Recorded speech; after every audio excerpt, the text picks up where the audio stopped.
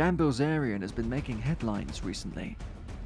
Since March, lots of news has come out on him, and after a spew of bad press, Dan has seemingly gone silent on social media, having not posted to his Instagram in months. While Dan's rise to fame and success seemed to happen in just a few years, could 2020 be the year of his downfall? With a dark past riddled in family crime and controversy, many are speculating that Dan's future is about to take a dark turn, just like it did for his father. So what lies ahead for Dan and his company, Ignite? Well, the truth is, if I told you now, you wouldn't believe me.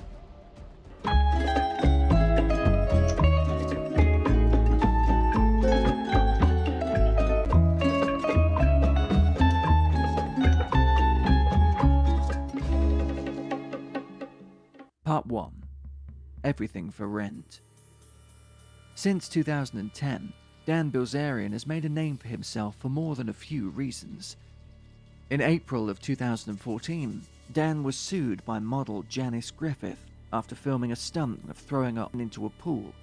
Given she ended up falling short of the pool and breaking her leg, she requested Dan paid $85,000 for the resulting injuries, but Dan refused. Ultimately, the matter would end up in court. In another instance of that same year, Dan was banned from a Miami nightclub after kicking model Vanessa Castano in the face during a brawl. Vanessa would go on to file a $1 million lawsuit against Dan for her injuries. Events like this, along with his lavish lifestyle posted to Instagram, exposed the mainstream world to Dan and ultimately earned him a reputation. 17 girls. Yeah. Now, do you pay these girls to come? No. Okay, so that's the big misconception, I'm right? addressing that on my app. But this year, things took an even worse turn for Dan, when it was revealed that Dan did not own, but instead had been renting his mansion in Bel Air, Los Angeles, for $200,000 a month. According to a lawsuit filed by Curtis Heffernan, Ignite's former president, who was ousted from the company, the house, the models, the flights, and the yachts had all been charged to the corporate tab of Ignite, the company Dan founded and took public in 2019. In fact, former Ignite employees, who reportedly spoke on the condition of anonymity, confirmed much of what Heffernan claimed in his lawsuit. Ignite pays for everything, one said. Models, events, yachts.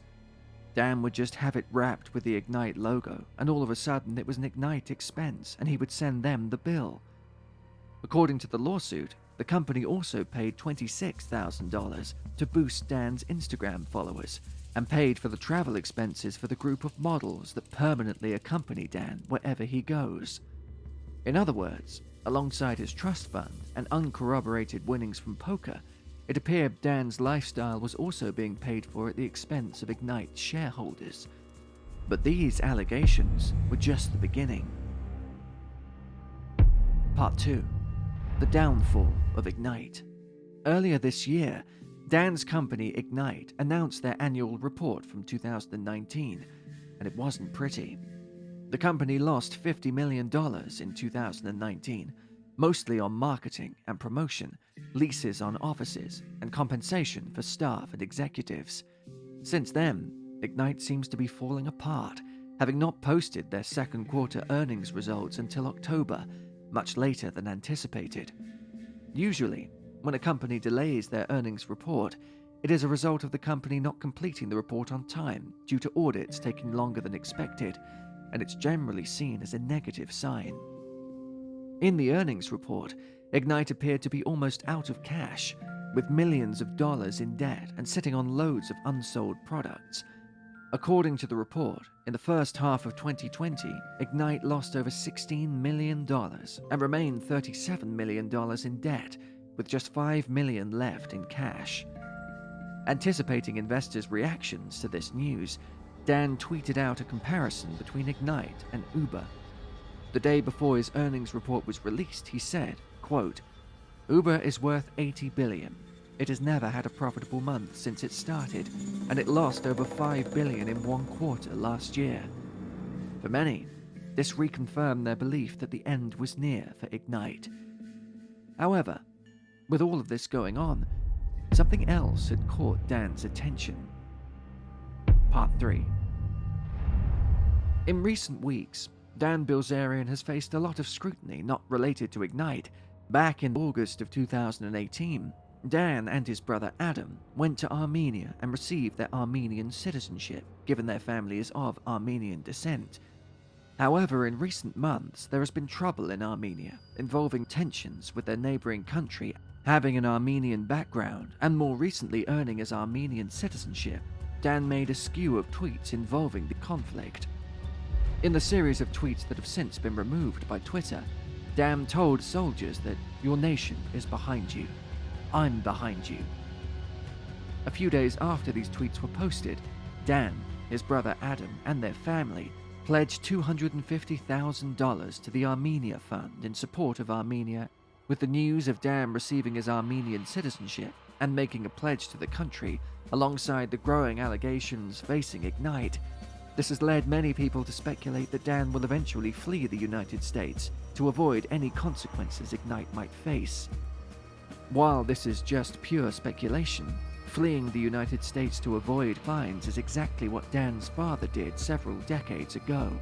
Around 20 years ago, Dan's father, Paul Bilzerian, fled to St. Kitts in the West Indies to avoid paying a $62 million judgment set forward by the SEC for securities fraud and other related charges. By fleeing to Armenia, Dan could follow in his father's footsteps and avoid any potential class action lawsuits he would face from Ignite or any investigations brought forward by the Department of Justice. Although right now, this is pure speculation. So how likely is this to happen? Well, here is your answer. Part 4. The potential comeback. Everyone likes a comeback story. With everyone anticipating Dan's downfall, Dan tweeted out a post making fun of all the journalists who predicted that Ignite would go bankrupt and who were waiting for the announcement. In Ignite's latest earnings statement released in October, Dan Bilzerian stated, "As we announced last week, we project Ignite to have a profitable fourth quarter, and I am very much looking forward to seeing what the company can do in 2021 when it should be operating on all cylinders. The new management team is excited to show what it can do in the fourth quarter this year and next year." A few weeks later, at the end of October, Ignite made another press release stating that Dan would be injecting $25 million into the company in exchange for shares of Ignite paying a premium price of 50 cents per share. With this news, Ignite saw its stock jump over 63% the very next day. However, this press release may not exactly be as light-hearted and good as it seems. Of the $25 million, $20 million will likely be going to pay off debts owed to creditors. In other words, it is likely that lenders will take most of the money, with Ignite only receiving a fraction of the $25 million investment, giving the company enough breathing room until the end of 2020 to pay off salaries and keep everything afloat. Tom Nash, another YouTuber, reportedly has had conversations with former Ignite employees who claim that Paul Bilzerian has a ton of control at Ignite and has been on board calls even telling Dan to be quiet at certain times. Based on this belief, he believes Paul Bilzerian was the actual one who made the $25 million repayment to the loan. This may actually make more sense. According to an article in 1987, Paul Bilzerian had more than $100 million in real estate assets alone, and his wealth kept offshore likely far exceeds Dan's net worth. So what will likely happen to the company next? By the end of 2020, Dan or Paul will likely need to continue putting more money into Ignite to keep it afloat. Given Ignite's poor performance to date, it's unlikely any other investors would fund the company. However, if the company is able to start earning a profit as projected in their latest earnings report to investors, perhaps Ignite will be able to climb itself back out of the hole it's currently in. With Dan appearing to be fully committed to Ignite and ready to make a comeback, it will be interesting to see where Ignite ends up by the end of the year. So a lot of people have been having a panic attack because I haven't been posting lately, but I've been working. And, these online bloggers saying that I'm going broke, Ignite's going broke. I ain't ever going broke. Just put $25 million in Ignite. We had a first president is incompetent. Our new guy is crushing it. We're killing it with Nick. It's all the 1500s are sold out. Just got a big order in, so things are good. Going to have a profitable fourth quarter. So with all this being said, what is going to happen next?